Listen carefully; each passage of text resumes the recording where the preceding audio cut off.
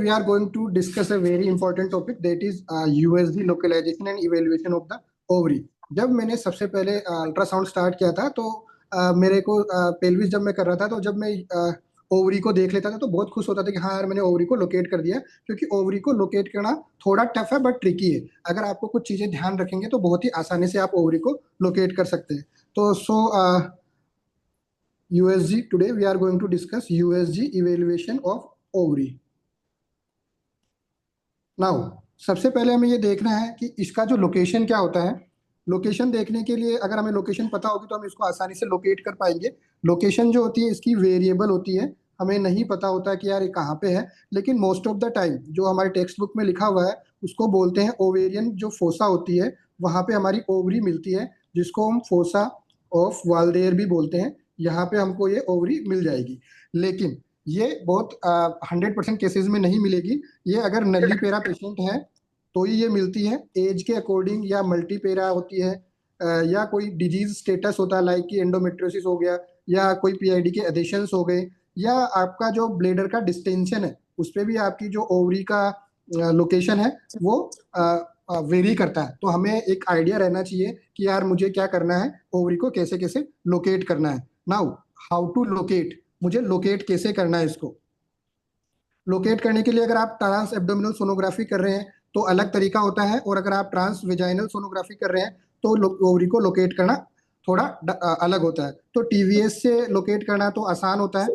When you are using trans vaginal scan आप इसको आसानी से लोकेट कर सकते हैं, बट ट्रांस एब्डोमिनल स्कैन जब भी कर रहे हो तो आपको ध्यान रखना चाहिए कि आपका जो ब्लेडर है, urinary bladder, it should be full. ये अगर फुल रहेगा तभी आप इसको आसानी से लोकेट कर पाओगे, वरना लोकेशन में आपको दिक्कत आएगी। सबसे पहली चीज जो हमें ध्यान रखनी है वो ये रखनी है कि ओवरी को लोकेट करने के लिए हमें ट्रांसवर्स जो सेक्शन होता है या ट्रांसवर्स प्लेन होता है उसमें जाना होता है, और ट्रांसवर्स प्लेन में दोनों ही यूट्रस, जो अपना यूट्रस होता है उसके दोनों साइड में राइट और लेफ्ट ओवरी मिल जाती है। दूसरी चीज जो हमारे पास में होती है, या अगर आपको ट्रांसवर्स प्लेन नहीं मिल रही है तो हमें क्या करना होता है कि यूट्रस को लॉन्जिट्यूडिनल प्लेन में हमें लोकेट करना है, विजुलाइज करना है, कंप्लीट लॉन्जिट्यूडिनल प्लेन में करना है। और जो ट्रांस एब्डोमिनल प्रोब होता है उसको आपको टिल्ट करना टुवर्ड्स राइट और लेफ्ट। जब कभी भी आप टुवर्ड्स राइट और लेफ्ट इसको टिल्ट करके देखोगे तो राइट एडनेक्सा और लेफ्ट एडनेक्सा आपको आसानी से विजुलाइज हो जाएगा, और जब कभी भी आपको थोड़ी सी ओवरी दिखती है तब आपको इसको कंप्लीटली फोकस करना है और इसके वेरियस डायमीटर लेने हैं।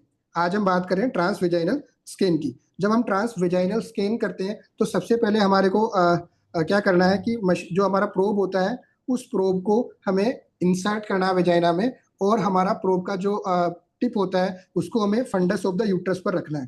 फंडस ऑफ यूट्रस पे रख के लॉन्जिट्यूडिनल प्लेन में हमें उसको एक बार यूट्रस को देख लेना। जब मैं लॉन्जिट्यूडिनल प्लेन में देख रहा हूँ तो उसके बाद में मेरे प्रोब को मुझे 90 डिग्री रोटेट करना है। जैसे ही मैं फंडस पे 90 डिग्री रोटेट करूंगा तो मुझे ट्रांसवर्स प्लेन मिल जाएगा, और ये ट्रांसवर्स प्लेन मिलेगा तो 70 to 80% जो केसेज होंगे इसमें आपको आसानी से ओवरी, दोनों ही साइड की ओवरी मिल जाएगी। अगर कुछ केसेस में ओवरी नहीं मिलती है तो मेरे को इस प्रोब को क्या करना है, प्रोब को प्लेस करना है लेटरल फोर्निसिस में। लेटरल फोर्निसिस में मैं इसको प्रोब को प्लेस करूंगा। राइट और लेफ्ट जो लेटरल फोर्निसेज होते हैं वहां पे जाके मुझे थोड़ा सा मूवमेंट करनी है। रोटेटरी मूवमेंट हो सकती है, अप एंड साउंड मूवमेंट हो सकती है, स्क्विंग मूवमेंट हो सकती है। जो कभी भी कुछ भी थोड़ा सा आपको करोगे रोटेशन तो आपको समझ आ जाएगा कि हाँ यार ये वाला जो प्लेन है यहाँ पे मेरी ओवरी मिल रही है। और उस ओवरी को मिलने के बाद में प्रॉपर विजुअलाइजेशन कैसे करते हैं वो हम बाद में देख लेंगे। लोकेशन हमें समझ में आ गई। अगर ये लोकेशन नॉर्मल है, यानी कि नल्लीपेरा पेशेंट है, कोई पीआईडी के सिम्टम्स नहीं है, या वो एडिशंस नहीं है, या उसका कोई मल्टीपेरिटी नहीं है, तो हमें ये मिलती है वॉल्डेयर फोसा में। और इसको देखने के लिए हमारे पास में क्या होता है, जनरली जैसा टेक्स्ट बुक में लिखा हुआ हो, पहली चीज तो ये होती है कि ये एक इंटरनल इलियक वेन दिखेगी एक साइड में, एक्सटर्नल इलियक वेन दिखेगी जो बाहर की साइड में दिखती है, उसमें एक्सटर्नल इलियक वेन होती है। और जो इसके मीडियल साइड में होती है वो इंटरनल इलियक आर्टरी जो होती है वो हमें नजर आएगी। साथ में यूरेटर भी कभी कभी दिख सकती है। और नीचे जो मिलती है वो मीडियल अम्बिलिकल लिगामेंट होता है। मीडियल अम्बिलिकल लिगामेंट या अम्बिलिकल आर्टरी भी बोलते हैं इसको, ये हमें दिखेगी। तो हम इसके चारों तरफ ये तीन स्ट्रक्चर जो वॉल्डेयर फोसा की बाउंड्रीज होती है वो हम इसको देख सकते हैं इन तीन चीजों को देखने के लिए। नाउ अब जब हमारे पास ये लोकेट हो गई तो इसकी शेप कैसी होती है। शेप जो होती है जनरली इसकी एलिप्सोइड टाइप की शेप होती है, बट ये वेरी कर सकती है, हर पेशेंट में अलग अलग मिल सकती है। नाउ जब हमने इसको लोकेट कर लिया, लोकेट करने के बाद में हमारे कौन कौन से पैरामीटर्स होते हैं, इन पैरामीटर्स को हमें देखना होता है। तो सबसे पहला पैरामीटर जो होता है, जो हम लोग देखते हैं, वो होते हैं ओवेरियन डायामीटर। अगर मैं डायामीटर ठीक से लूंगा तो मेरा मोस्ट इंपॉर्टेंट नॉर्मल जो होता है वॉल्यूम जो आएगा, सेकंड पैरामीटर, वो ठीक आएगा।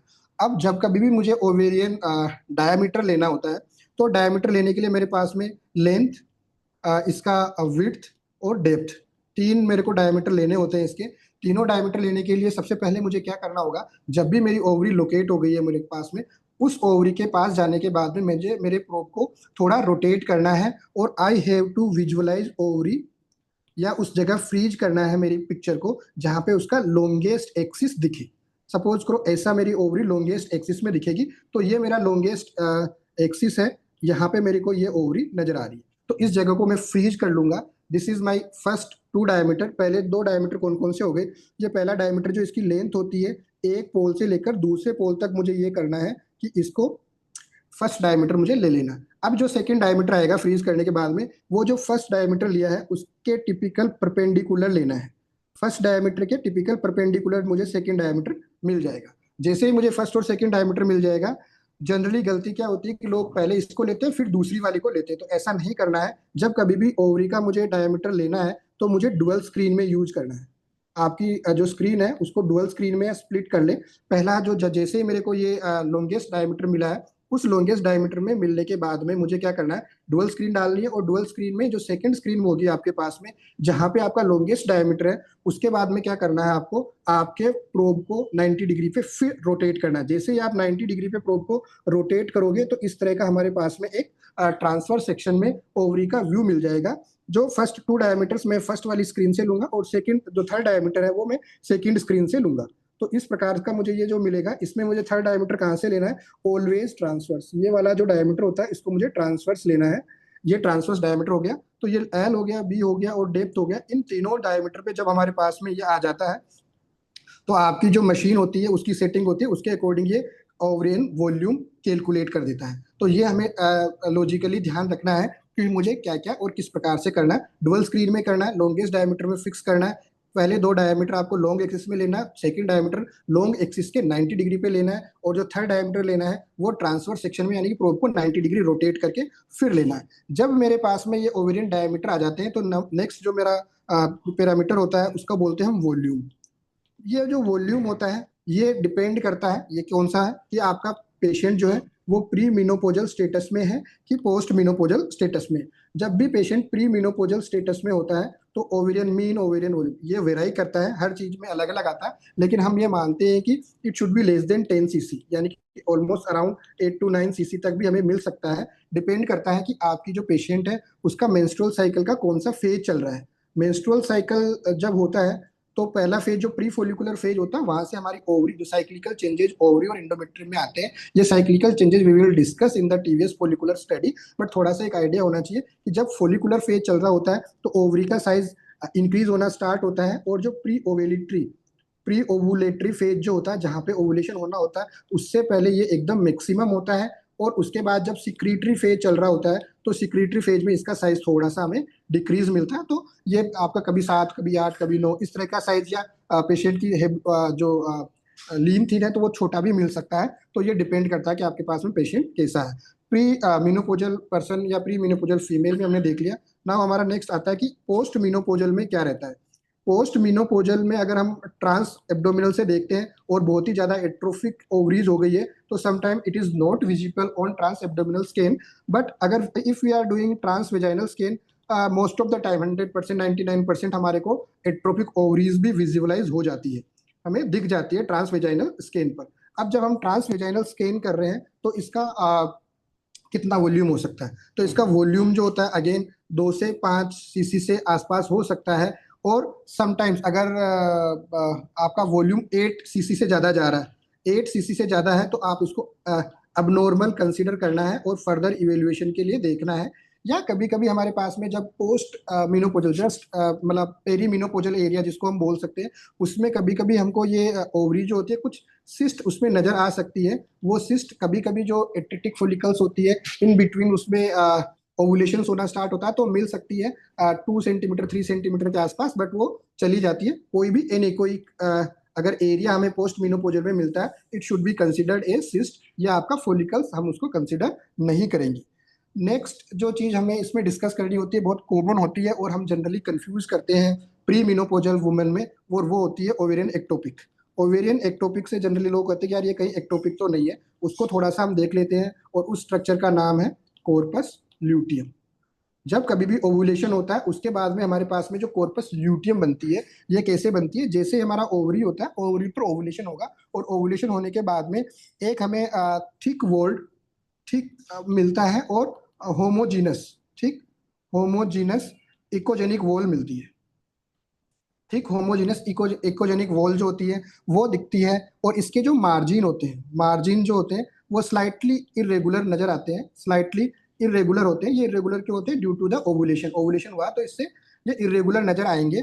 और इसमें इंटरनल एकोज मिलती है कभी कभी इसमें, क्योंकि कुछ हेमरेज हुआ है, और वो हेमरेज जो हमें इंटरनल एकोज के रूप में दिखता है। तो तीन चीजें हमें इसमें नोट करनी होती है कि इसकी वॉल जो होती है सिस्ट से थोड़ी थिक होती है, होमोजेनस, और एकोजेनिक वॉल मिलती है, प्लस इसके जो मार्जिन होते हैं स्मूथ नहीं होते, इरेगुलर होते हैं ड्यू टू द ओवुलेशन, और अंदर जो इसके कंटेंट होता है वो हेमरेज की वजह से हमें इंटरनल एकोज इसमें नजर आ सकते हैं।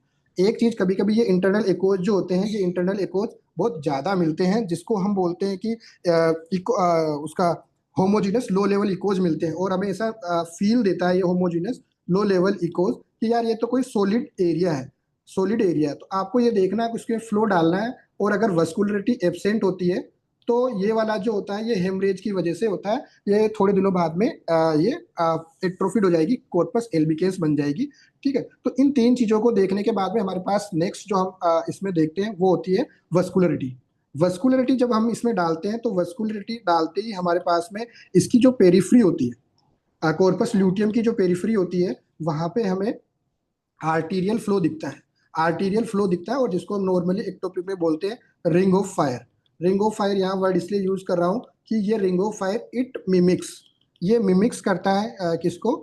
जब हम एक्टोपिक देखते हैं उसको मिमिक्स करता है, क्योंकि it is low resistance flow, low resistance flow होता है। हमें ये देखना होता है कि ये एक्टोपिक है या नहीं है, ओवेरियन या ट्यूबल एक्टोपिक में से हमको अगर इसको रूल आउट करना है तो कैसे करना होगा? अगर ट्यूबल एक्टोपिक तो आपको स्लाइडिंग साइन एब्सेंट मिल जाएगा, स्लाइडिंग आपको स्लाइड अलग से करेगी, ओवरी स्लाइड करेगी, आपकी जो कॉर्पस ल्यूटियम नहीं है, वो जो सिस्टिक स्ट्रक्चर है वो अलग स्लाइड करेगी, और ओवरी अलग स्लाइड करेगी, तो वो ओवरियन मास नहीं है। जब कभी भी ओवरी के साथ साथ मूव कर रही है आपकी ये जो एनेकोइक सिस्ट, इसका मतलब ये ओवरी के अंदर है, और ओवरी के अंदर है तो दो पॉसिबिलिटी है कि ओवेरियन एक्टोपिक हो सकती है या कॉर्पस ल्यूटियम हो सकती है। ओवेरियन एक्टोपिक बहुत ही रेयर होती है, ट्यूबल एक्टोपिक फिर भी हमें मिल जाती है। ओवेरियन एक्टोपिक का जो कंफर्मेटरी साइन होता है कि इसके अंदर आपको या तो जी सेक मिलना चाहिए या फिर कोई भी सीआरएल या फीटल पोल मिल गया तो वो कंफर्मेटरी है। अनटिल अनलेस आप इसको क्या करना है कि हमें कॉर्पस ल्यूटियम के जो फीचर्स बताए उन्हीं फीचर्स पे आपको देख के यूपीटी से कंफर्म कर सकते हो। अगर आपको बहुत ज्यादा कंफ्यूजन है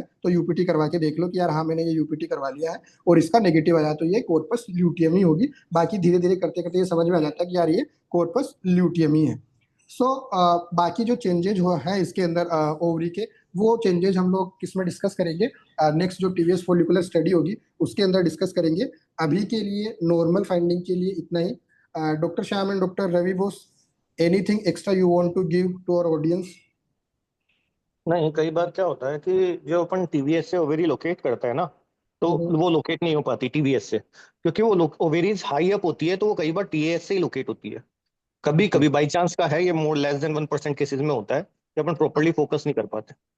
अगर वो ओवरी बहुत हाईली सस्पेंडेड है, कोई एडिशंस वगैरह बन रहे हैं या बहुत ज्यादा हम्म। ऊपर ब्रिम के वहां पे आ रही है, तो थोड़ा सा हमें टीवीएस से प्रॉब्लम आ सकती है।